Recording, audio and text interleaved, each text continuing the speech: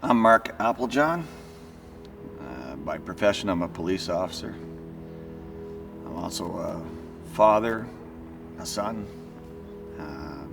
a husband, and I'm also a cancer survivor.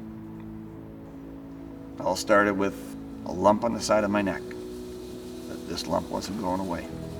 I was sat down and told that I had cancer of the neck and it had metastasized.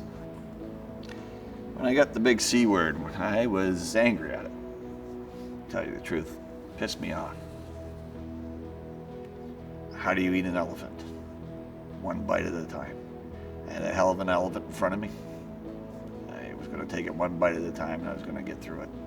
I can remember sitting in the doctor's chair and I said, what would be my chances? And he said, typically at your stage with this particular type of cancer, you have a 50-50 chance of being alive in 2 years. Well, that's something to work with. So we just went at it from there. And here I am, 2.5 years later. What bothered me and worried me the most was telling my wife that was her. And I knew I had to do it, so that was a long drive from the doctor's office over to where my wife worked. You remember we pulled into a parking lot in a mall. We talked about it, and we had both had a little cry on it, but I knew that there's two things I can do.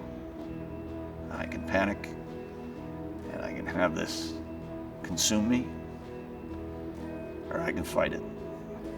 That's when I got a real introduction into cancer treatment here in British Columbia. And actually how fortunate I am to be in British Columbia and being treated through the BC Cancer Agency. Here's the thing.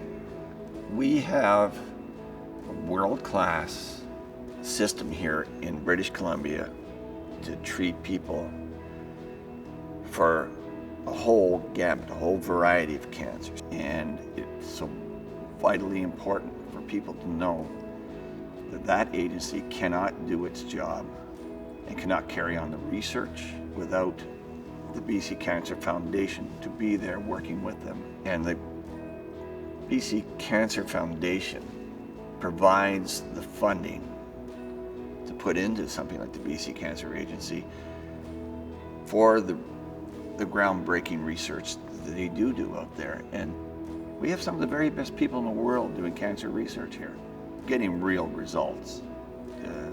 I'm an example of that. I contribute monthly, and I'm going to continue to contribute for the rest of my life, because I have been the guy who's reaped the benefits of those donated dollars, and I want to make sure somebody else does too. I'm really, really grateful for everything that I was given. I got cancer. I'm not going to consume myself. Why me? Doesn't matter how much I worry about it, obsess on it. It happened to me. It can happen to you. It can happen to anybody. And I wasn't going to let this go without a fight. There's still things to be done in life.